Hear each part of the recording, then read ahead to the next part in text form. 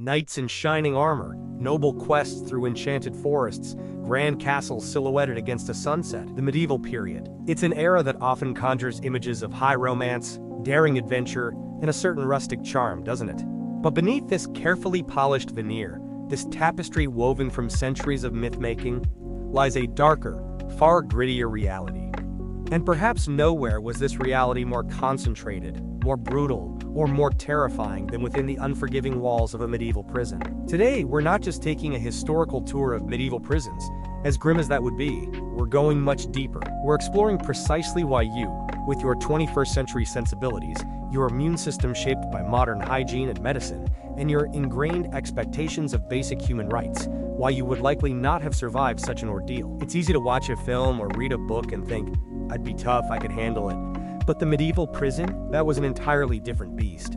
A predator that consumed body and soul. Settle in, because this is going to be grim. There's no sugarcoating this. If you're fascinated by the harsh, unvarnished realities of history, and you want to understand just how different life and death could be, then make sure you're subscribed and hit that notification bell, because you won't want to miss this, or our future deep dives into the shadows of the past.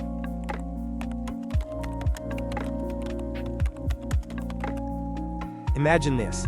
You're going about your day in the 13th century. Maybe you're a farmer, a merchant, a craftsman. Suddenly, without warning, you're seized. Forget innocent until proven guilty. In many parts of medieval Europe, particularly for the common person, an accusation was often tantamount to a declaration of guilt. The concept of due process as we know it, largely non-existent. You could be arrested for almost anything. Owe a debt? Prison. Stole a loaf of bread to feed your starving family? Prison. Accused of heresy because you questioned the local priest? Definitely prison. Vagrancy. Poaching on the Lord's land, simply displeasing someone with more power than you, or even just being in the wrong place at the wrong time during a sweep for troublemakers, all could lead to your world shrinking to the size of a dungeon cell. There was no Miranda warning read to you, no right to remain silent that would protect you. The idea of a state-appointed lawyer to defend a commoner was centuries away. If you were powerful or wealthy, you might have connections or the means to argue your case, but for the vast majority, your voice was drowned out by the authority of your accuser or the local magistrate. Justice was often swift, summary, and heavily influenced by social status and local custom, not a unified, codified legal system. Now, let's talk about the arrest itself. Don't picture polite officers asking you to come quietly. Medieval guards, soldiers, or a lord's retainers weren't trained in de-escalation or arrest procedures that prioritized your safety. Capture was often a brutal, violent affair. You'd be manhandled, likely beaten for any perceived resistance, or sometimes for no reason at all other than to assert dominance. Once subdued, you'd be marched, or more likely dragged, to whatever served as the local lockup. This could be a town jail, a castle dungeon, or perhaps a terrifyingly deep pit known as an oubliette, from the French word oublier, to forget. This journey to confinement could itself be an ordeal, sometimes lasting for days. You might be paraded through towns and villages, exposed to the elements, freezing rain, scorching sun, without adequate food, water, or shelter. Public humiliation was part of the process, a warning to others. And all this before you even reach the prison gates, already weakened, injured, and stripped of your dignity. So, you've been arrested, dragged through the streets, and now the heavy door clangs shut behind you. Welcome to your new home. But if you're picturing a stark, solitary cell with a cot and a toilet, even by the bleakest modern prison standards, you need to recalibrate your expectations drastically. What awaited you was likely a shared, squalid pit of human misery, or, in some cases, a form of solitary confinement so profoundly isolating it bordered on the unimaginable. This wasn't just a loss of freedom. It was an immediate plunge into a physical and sensory nightmare. The first thing that would assault your senses, even before the darkness fully registered, would be the stench. Medieval dungeons were often hideously overcrowded. Imagine dozens of men, women, and sometimes even children, crammed into small, unventilated stone boxes, designed for perhaps a fraction of that number. Personal space was a forgotten luxury. You'd be shoulder to shoulder, foot to head, with strangers, many of whom were already sick, dying, or dangerously desperate. And the sanitation? non-existent. There were no toilets as we know them. If you were exceptionally lucky, there might be a single bucket in the corner, shared by everyone, rarely emptied, its contents slopping onto the floor. More often, prisoners relieved themselves where they stood or lay. The floor, likely bare earth or rough stone, would be a morass of human waste, vomit, spilled food, and general filth. The air would be thick, almost unbreathable, a putrid cocktail of unwashed bodies, excrement, and the smell of sickness. A stench so overpowering it would cling to you, permeate your clothes, and haunt your every waking moment. Now consider your modern self, you who likely shower daily, live in a sanitized environment, and recoil at bad smells. This constant, inescapable assault of filth would be psychologically crushing, but more immediately, physically dangerous. Your constant companions in this squalor would be vermin. Rats, grown fat on human refuse and sometimes even the dead, would scurry over you in the darkness. Lice and fleas would infest your hair and body, feasting on your blood. And these weren't just disgusting annoyances, they were efficient vectors for deadly diseases, a point we'll return to with grim certainty. Sunlight? A distant memory for many. Fresh air?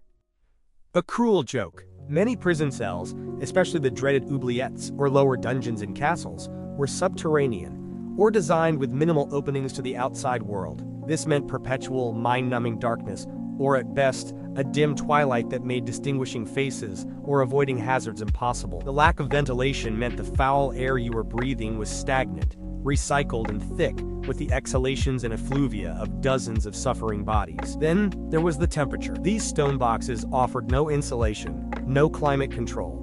In the bitter medieval winters, the damp cold would seep into your bones. With inadequate clothing and no bedding beyond perhaps some filthy straw, you'd freeze, your body's energy reserve sapped, your resistance to illness plummeting. Hypothermia was a constant threat. Conversely, in summer, an unventilated stone cell would become an oven. The heat, the humidity, the crush of bodies, it would be suffocating, a sweltering, inescapable misery. Your modern body, accustomed to relatively stable indoor temperatures, would struggle enormously against these brutal extremes, weakening your already compromised immune system day by day. Survival requires sustenance, but in a medieval prison, food and water were just another form of torment. There was rarely any organized system for feeding prisoners at the state's expense, especially for commoners. Often, you were expected to pay for your own keep. If you had money, or wealthy friends and family on the outside who could bribe the jailer, you might receive food. If you were poor and friendless, you simply starved. Any food that was provided, either by the authorities in some jurisdictions or through meager charitable efforts, was typically minimal, of the poorest quality, and often spoiled or adulterated. Stale, gritty bread, perhaps with weevils baked in. A thin, tasteless gruel made from rotting vegetables or cheap grains. Water, if provided at all, was often drawn from contaminated sources, the same river downstream from a tannery, or a well close to a cesspit. It would be teeming with bacteria. Malnutrition wasn't just a risk, it was a near certainty for many. Without essential nutrients, your body would rapidly deteriorate. Scurvy, from lack of vitamin C, would cause your teeth to loosen, and your gums to bleed. General emaciation would leave you weak and listless.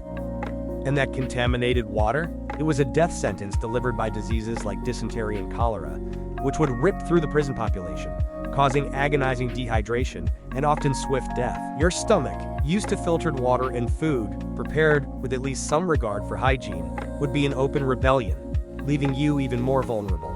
Depending on your alleged crime, your social status, or simply the whim of your captors, your confinement could take two terrifying forms. You might be thrown into solitary. Not the restricted housing unit of a modern prison, but true, absolute isolation in pitch darkness, often in a space so small you couldn't stand or lie down fully. The psychological torment of such sensory deprivation, the sheer unending loneliness and terror, would be enough to break many minds. More commonly, however, you'd be thrust into the brutal social hierarchy of an overcrowded communal cell. Here, you faced a different kind of threat. Your fellow prisoners, desperate, starving, violent individuals, many of whom had nothing left to lose. Theft of your meager rations or any small possession you might have would be constant. Assaults, beatings, and even murder were rife. The guards, if they even bothered to patrol, rarely intervened unless it disturbed their own peace or a prisoner of importance was involved. For a modern person, unaccustomed to such raw, unchecked aggression and lacking the street-hardened instincts of survival in such an environment, you'd be an easy target, a sheep thrown to wolves. This was your daily reality. A relentless assault on every sense, every bodily function, every shred of hope. And the worst part? For many, this wasn't even the punishment. This was just the waiting room for what was yet to come. If the physical conditions of the medieval prison weren't enough to break you, an even more insidious enemy lurked in every shadow, every drop of water, every fellow inmate: disease. It's a grim historical fact that far more prisoners in the medieval period succumbed to sickness than ever faced an executioner's blade or a hangman's noose. The prison itself was a highly efficient incubator and distributor of deadly pathogens. Chief among these invisible killers was a terrifying affliction, known colloquially as jail fever. We now understand this was most likely typhus, a brutal disease spread by body lice, those constant companions you acquired almost immediately in the squalid, overcrowded conditions we've just discussed. Typhus brought on high fever, delirium, excruciating headaches, and a characteristic rash. It was highly contagious and often fatal, sweeping through packed cells like wildfire. Then there was dysentery, often caused by bacteria like Shigella or E. coli, ingested through contaminated food, and especially water. This wasn't just an upset stomach, it was a violent, dehydrating illness, causing bloody diarrhea, severe abdominal pain, and fever. In an environment with no clean water for rehydration and no medical care, dysentery was a swift and agonizing killer. And if the Black Death or other plague outbreaks were raging outside the prison walls, imagine its catastrophic impact within a concentrated population of already weakened, malnourished individuals with no means of escape or protection.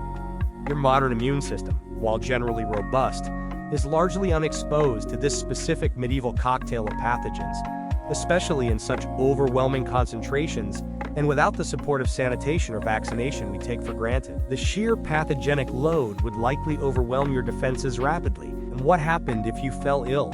Or if you sustained an injury, perhaps during your brutal arrest, or from an assault by another prisoner or a guard? The simple, terrifying answer is nothing. Forget doctors, nurses, or medicine. The concept of germ theory was centuries away. Antibiotics? Unthinkable. A minor cut or abrasion, something you'd treat today with antiseptic and a bandage, could easily become infected in that filth. Without cleaning, without treatment, infection would set in, leading to agonizing inflammation, pus, and eventually, potentially fatal sepsis, as bacteria invaded your bloodstream. Broken bones would be left to set incorrectly, if at all, causing lifelong pain and disability.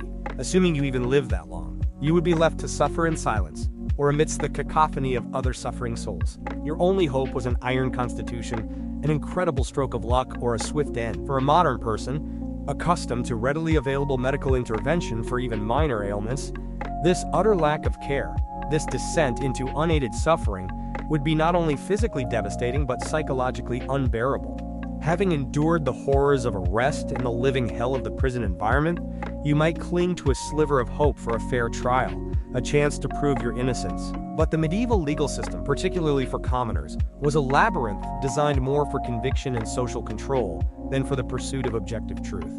The concept of presumption of innocence, a cornerstone of modern justice? For many, it was effectively reversed. You were often presumed guilty, and the burden of proving innocence in a system stacked against you was an almost impossible task. Formal investigations, as we understand them, collecting evidence, interviewing witnesses impartially, were often rudimentary or non-existent. Witnesses could be easily coerced, bribed, or hold personal grudges. Evidence was often anecdotal, based on hearsay or superstition. If you were poor, illiterate, and without influential connections, you had virtually no means to mount an effective defense. There were no public defenders, no legal aid societies. You were essentially alone, facing accusers who might hold all the social and political power. For many, imprisonment itself wasn't simply pretrial detention. It was the punishment, a slow grind designed to break you physically and mentally before any formal judgment was even passed. Or it was merely a grim holding pattern, a prelude to a foregone conclusion that had little to do with actual guilt or innocence and everything to do with demonstrating the power of the local lord, the church, or the crown. Your modern expectation of a system designed to protect the innocent would be shattered against this wall of systemic bias. And then there was torture. While not universally or constantly applied to every prisoner awaiting trial, it was a legally sanctioned and horrifyingly common tool for extracting confessions or information, especially for serious crimes like treason, heresy, murder, or significant theft.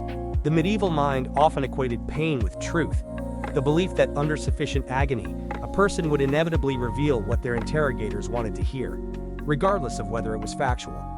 Devices like the rack, designed to stretch and dislocate joints, thumb screws and leg crushers, the boot, to inflict agonizing pressure, water torture, simulating drowning, or the strappado, where victims were hoisted by their wrists tied behind their back, often dislocating shoulders.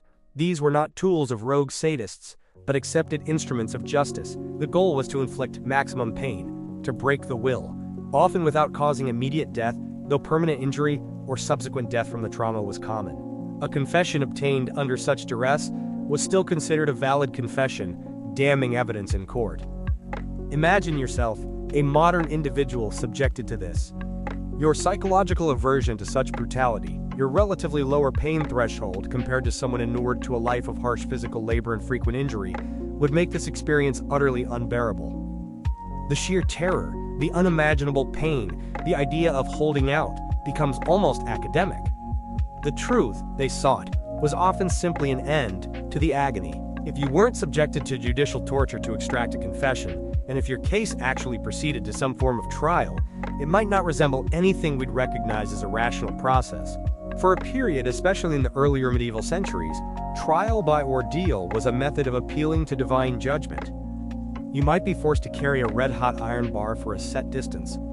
Your hand would be bandaged, and if, after 3 days, the wound was healing cleanly, God had supposedly proclaimed your innocence. If it was festering, you were guilty. Ordeal by cold water involved being bound and thrown into a blessed body of water.